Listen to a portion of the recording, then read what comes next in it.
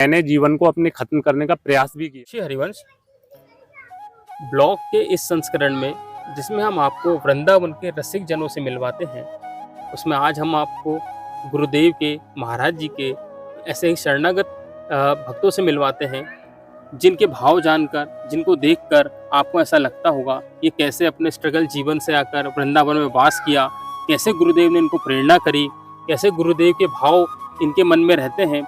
ऐसे ही भक्तजन जब आप लोग इनके बारे में सुनते हैं, जानते हैं, तो जो लोग वृंदावन से बाहर रहते हैं और जब उनकी कोई प्रेरणा होती है वृंदावन में कैसे आए, यहाँ का जीवन कैसा होता है, गुरुदेव की आज्ञा में रहना कैसा होता है, ये सारी बातें आप जान सकें, इसलिए हम ऐसे संतों से, ऐसे रसिकों से आपको मिलवाते हैं। ऐसे ही एक रसिक जो गुरुदेव के शरणागत हैं और कैसे इन्होंने अपने पूर्व जीवन में प्रतिकूलताओं को झेलते हुए आज वो वृंदावन में वास कर रहे हैं, और इनके जीवन से आपको कैसे प्रेरणा मिल सकती है कि जीवन तो सभी का चलता रहता है, लेकिन श्री जी कैसे दुलार करके हमारे पास बुलाती हैं, कैसे दुलार करती हैं, कैसे अपने सहेज के हमारे पास रखती हैं। ऐसे ही हम जानते हैं, मिलते हैं ऐसे ही रसिक कमल बाबा जी से, जो गुरुदेव के शरणागत हैं, और जानते हैं इनके जीवन की, पूर्व जीवन में कैसा जीवन था, और जब गुरुदेव के पास आए, वृंदावन में वास किया, तो उनके जीवन में क्या परिवर्तन हुआ है और किस तरीके से उनकी अलौकिक जीवन चल रहा है। आइए मिलते हैं कमल बाबा से। शिवंश बाबा। श्री हरिवंश प्रभु। बाबा, सबसे पहले हमारे दर्शकों को जो वृंदावन के बाहर रहते हैं, जिनको इच्छा है कि कैसे वृंदावन वास किया जाए, सबसे पहले आप उनको बताइए आपका पूर्व जीवन कैसा था, कहाँ के आप रहने वाले थे, कैसा जीवन चलता था, तो थोड़ी जानकारी दीजिए। प्रभु, इस शरीर का पूर्व जीवन जो है वो उत्तर प्रदेश में ही एक संभल नाम से जिला है, मुरादाबाद मंडल में पड़ता है। वहीं के एक छोटे से कस्बे से इस शरीर का जीवन प्रारंभ हुआ, और जैसा कि आज संसार में प्रत्येक प्राणी अपना जीवन यापन या जिस तरीके से गृहस्थ में रहने के बाद में अपने विभिन्न दायित्वों का निर्वहन करने के लिए विभिन्न प्रयास करता है, उसी प्रकार मैं भी अपने सांसारिक दायित्वों में बंधने के बाद में, गृहस्थ में आने के बाद में अपने दायित्वों का निर्वहन करने का पूर्ण रूपेण प्रयास करता रहा। समय समय पर जो है जीवन में अनेक उतार चढ़ाव भी देखे। हालांकि उन उतार चढ़ाव से उस सांसारिक जीवन में रहते हुए बहुत शिकायतें भी रहीं, लेकिन फिर एक समय बाद ये लगने लगा कि जो है नहीं, कहीं ना कहीं जीवन कहीं कुछ और कहना चाह रहा है, जीवन कहीं और ले जाना चाह रहा है।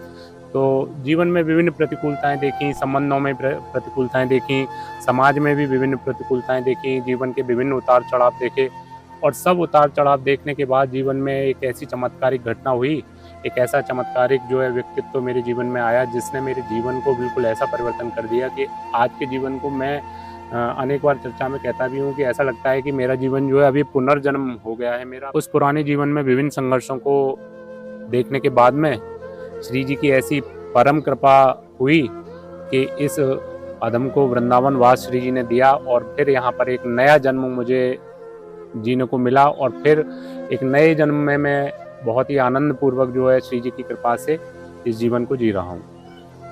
पूर्व जीवन में आपकी शिक्षा क्या थी? इससे जो पूर्व जीवन था उसमें मेरी शिक्षा स्नातक प्रभु जी मैंने किया हुआ था। इसके अतिरिक्त जो है मैं व्यावसायिक क्षेत्र में मैंने विभिन्न क्षेत्रों में कार्य किया। व्यावसायिक क्षेत्र में मैंने कंप्यूटर से जुड़े हुए कार्य में करता था। कंप्यूटर में टाइपिंग आदि, ऑनलाइन फॉर्म्स वगैरह ऐसे करके जनसेवा केंद्र में चलाता था। इसके बाद जब उस कार्य में वही जैसा मैंने बताया कि संसार में प्रतिकूलताएं रहीं, तो व्यापार में भी प्रतिकूलताएं रहीं, तो फिर अन्य क्षेत्रों में भी मैंने प्रयास किया। फूड सेक्टर में मैंने रेस्टोरेंट भी एक चलाया। बाकी इसके अलावा राजनीतिक क्षेत्र में भी मैंने जो है काम किया। लेकिन हर जगह हुआ क्या कि शायद श्री जी को मुझे अपनी शरण में बुलाना था, श्री जी को अपने पास बुलाना था, इसलिए जो है उन्होंने मुझे सफलताओं का मतलब उन्होंने मुझे वो प्रत्येक चीज़ का अनुभव कराया जिसके लिए आज संसार में व्यक्ति जो है आतुर रहता है कि उसको ये चाहिए। धन, ऐश्वर्य, वैभव, सम्मान, प्रतिष्ठा, सब कुछ बहुत अच्छे से देखा, लेकिन फिर उसके बाद प्रतिकूलताएं भी ऐसी देखी कि ऐसा लगा कि शायद अब जीवन बस समाप्त, अब कुछ बचा नहीं जीवन में। मतलब जिसको कहते हैं कि वो स्थिति बनना कि नहीं, अब तो बस जीवन को समाप्त कर लेना चाहिए। मतलब जीवन में कोई आशा नहीं, कोई जो है मतलब खुशी नहीं, बस ऐसा लगता था कि अब तो बस जीवन को, और ऐसा भी नहीं, मैंने जीवन को अपने खत्म करने का प्रयास भी किया, लेकिन शायद श्री जी की कृपा थी कि मैं उस प्रयास में सफल नहीं हो पाया। श्री जी को आज मुझे ये आनंद देना था, अपनी शरण देनी थी, इसलिए आज जो है मैं वृंदावन में आज यहाँ पर आपके सामने बैठा हुआ हूँ। अब वृंदावन में आपका श्री जी की कृपा से वास हो चुका है, लेकिन क्या आपका धर्म के प्रति, आध्यात्म के प्रति शुरू से ही ऐसा कुछ लगाव था, या अचानक कोई घटना होने के बाद एकदम से लगाव बढ़ा? नहीं तो लोग इस तरफ देखते नहीं है, फिर अचानक कन्वर्ट होते हैं, तो क्या वैसा ही था या कुछ लगाव पहले से था, घर में पूजा पाठ का माहौल था, कैसा? प्रभु जी, अध्यात्म के क्षेत्र में तो शुरू से जो है परिवार का माहौल बहुत ही आध्यात्मिक है कि संत जन कहा करते हैं कि जिस परिवार पर या जिस व्यक्ति पर संतों की कृपा हो, संतों का सानिध्य हो, तो वो परिवार में अध्यात्म का भाव हमेशा से रहता ही है। तो हमारे क्षेत्र में एक बहुत सिद्ध संत हुए पूज्य श्री हरि बाबा महाराज, जिन्होंने हमारे क्षेत्र को बस जो कि एक बहुत ही विभीषिका से, बाढ़ की विभीषिका से प्रभावित रहता था, उससे उन्होंने हमको मुक्ति दिलाई। तो जो पूज्य हरि बाबा महाराज जी थे, उनका हमारे परिवार पर बहुत ही विशेष जो है कृपा उनकी रही। हमारे जो पूज्य बाबा थे वो उनके निकट परिकर में रहे, हमारे पिताजी, हमारे ताऊ जी, वो उनके बहुत ही निकट परिकर में रहे पूज्य हरि बाबा महाराज के। तो इस नाते जो है शुरू से परिवार का माहौल आध्यात्मिक, पूजा पाठ सब कुछ रहता था। लेकिन प्रभु है क्या कि आज ना सांसारिकता, कलयुग में सांसारिकता और काम भाव, विषय भाव इतना बढ़ गया है कि आज जो जीवन की परिभाषा हो गई है कि जीवन में सुख आनंद की परिभाषा क्या, कि पैसा होना चाहिए, विभिन्न जो है हम उस पैसे से विभिन्न सांसारिक सुखों को भोगें, ऐसा रहता है। तो वही जो है भाव ने कहीं ना कहीं हमको जीवन की परिभाषा से अलग कर दिया। हमको लगा कि 4 दिन का जीवन है, बस जियो, खुश, मतलब अपना एंजॉय करो, बस वो ही जीवन की हमारी परिभाषा थी। तो अध्यात्म जीवन में था तो, लेकिन अध्यात्म जीवन में होने के बाद भी अध्यात्म का वो स्वरूप जीवन में नहीं था जो कि होना चाहिए। तो ये जो परिवर्तन आया है, जो अध्यात्म के प्रति आपकी देखने का नज़रिया बदला है और वृंदावन के प्रति जो प्रेम जागा है, ये अचानक कैसे, मतलब कौन सी ऐसी घटना थी जिसने आपको पूरा परिवर्तित कर दिया, जो आप अपने इस जीवन लीला को समाप्त करने की स्थिति में पहुंच गए थे? वहां से कौन सी ऐसी घटना थी जिसने इसको आपको वापस अपने जीवन की ओर प्रेम और आध्यात्म के प्रति विशेष और वृंदावन के प्रति विशेष, कि मुझे वृंदावन में वास करना है, जो भी आपकी वो घटना क्या थी और क्या हुआ जिससे आप परिवर्तित हो गए? प्रभु जी, जैसे मैंने आपको बताया कि हमारे परिवार में अध्यात्म का विशेष महत्व रहा।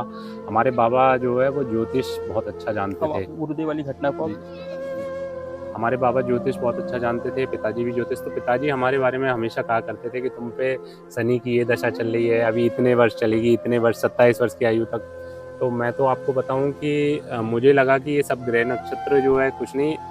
एक दिन ऐसा जो है जीवन में ऐसा चमत्कारिक दिन आया। मैं सामान्यतः मोबाइल प्रयोग किया करता था। मोबाइल में अपना जो है वही सांसारिक प्रपंचों वाली विषय वार्ता, ये सारी चीज़ें देखना सुनना, लेकिन वो शायद जो है वो ही बात की ग्रह नक्षत्रों से ऊपर उठ के शायद वो दिन जो है मतलब मेरे लिए बहुत ही चमत्कारिक दिन था, जिस दिन मैंने प्रथम बार पूज्य गुरुदेव भगवान को एक शॉर्ट वीडियो में जो है मैंने पूज्य गुरुदेव भगवान को देखा। और उस वीडियो को देखते ही पता नहीं गुरुदेव भगवान ने ऐसा क्या जादू किया कि जो है फिर तो ऐसा लगने लगा कि शायद ये जन्म जन्म से बिछड़ा हुआ कोई रिश्ता था, जन्म जन्म से बिछड़े हुए थे, जो कि आज पता नहीं कैसे जो है कृपा हुई और आज मेरा पुनः मिलना इनसे हो गया। और फिर गुरुदेव भगवान ने मेरे जीवन में ऐसा अपना नियंत्रण कर लिया।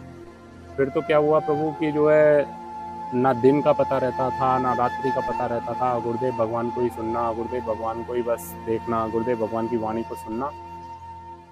फिर धीरे धीरे क्या हुआ कि जब गुरुदेव भगवान की वाणी को सुनते थे और गुरुदेव भगवान अपनी वाणी में जब वृंदावन का महत्व बताया करते थे, वृंदावन वास का महत्व बताया करते थे, तो जैसा मैंने आपको बताया कि जीवन में स्थिति ये बन चुकी थी कि एक समय वो आ गया था। मेरे वृंदावन आने से पहले वो परिस्थितियाँ मेरे साथ में थी कि मैं अपने जीवन से पूर्णतः निराश हो चुका था। संसार में, परिवार में मुझे विभिन्न प्रतिकूलताएं इतना घेर चुकी थी कि लगता था कि अब जीवन समाप्ति करना है। तो उस स्थिति में गुरुदेव भगवान मेरे जीवन में आए। उसके बाद फिर सब चीज़ें ऐसे सकारात्मक होने लगीं। फिर वृंदावन का जो गुरुदेव भगवान ने वृंदावन वास, अखंड वृंदावन वास, वृंदावन की महिमा, लालजू की महिमा, तो फिर वृंदावन का एक आकर्षण ऐसा उत्पन्न होने लगा। हालांकि वृंदावन पहले भी आना होता था, लेकिन उस समय वृंदावन बस क्या लगता था कि आए, गोवर्धन जी की परिक्रमा करिए, फिर आके बिहारी जी के दर्शन करे और वापस चल लिए। बस वृंदावन हमारे लिए इतना ही था, इससे अधिक कुछ भी नहीं था। लेकिन गुरुदेव भगवान की वाणी सुन के लगा कि नहीं, वृंदावन इससे बहुत हटके है, बहुत कुछ है वृंदावन में जो कि देखने लायक है, जो कि शायद महसूस करने लायक। गुरुदेव भगवान ने ऐसा वृंदावन का आकर्षण पैदा कर दिया कि लगा कि नहीं, अब तो वृंदावन। तो फिर उसके बाद क्या हुआ कि गुरुदेव भगवान की वाणी सुनने के साथ साथ मैंने वृंदावन आना प्रारंभ किया। हालांकि शुरू में एक ऐसा त्वरित आकर्षण लगा कि सब कुछ छोड़ के भागो वृंदावन, बस अब रहना ही नहीं, बस वृंदावन ही जाना है। लेकिन था क्या कि पूर्व जीवन में जो एक स्थिरता नहीं थी जीवन में, दिन प्रतिदिन परिवर्तन होना, तो डर एक इस बात का भी था कि कहीं ऐसा ना हो कि ये भी एक त्वरित आकर्षण रहे और उसके बाद में मैं वृंदावन में जाने का एक निर्णय लूं और उसके बाद फिर वहां पे मेरे को स्थायित्व ना मिल पाए। तो इसके लिए मैंने फिर समय समय पर 5 दिन में, 10 दिन में, 15 दिन में मैंने वृंदावन आना प्रारंभ किया। प्रथम बार गुरुदेव भगवान के दर्शन जब हुए तो उस समय मैं, जिस समय मैं पहुंचा था तो उस समय गुरुदेव भगवान प्रातःकालीन कीर्तन में बैठे हुए थे, तो मुझे बाहर से ही गुरुदेव भगवान के दर्शन हो पाए। लेकिन उसी समय मुझे लगा कि शायद यही वो स्थान है जहाँ मेरे जीवन का बस स्थायित्व और जीवन जहाँ मेरा ठहरने वाला है। फिर उसके बाद समय समय पर मैं 10 दिन में, 15 दिन में मेरा वृंदावन आना रहता था। मैं बाइक से ही जो है, जब भाव हुआ कि नहीं अब मुझे वृंदावन जाना है, तो ना दिन देखता था ना रात देखता था। वृंदावन से लगभग 150 किलोमीटर मेरा जो मूल स्थान था वो पड़ता था। तो शाम को जो है 4-5 बजे, 5 बजे, 6 बजे, यहाँ तक कि 7 बजे भी बाइक उठाई और चल दिया कि नहीं वृंदावन जाना है। रात को 11 बजे, 12 बजे वृंदावन पहुँच रहा हूँ और उसके बाद जो है गुरुदेव भगवान के दर्शन, सत्संग सुनना, मतलब ऐसा लगने लगा कि नहीं, अब तो गुरुदेव भगवान के अलावा कुछ जीवन में हो ही नहीं सकता।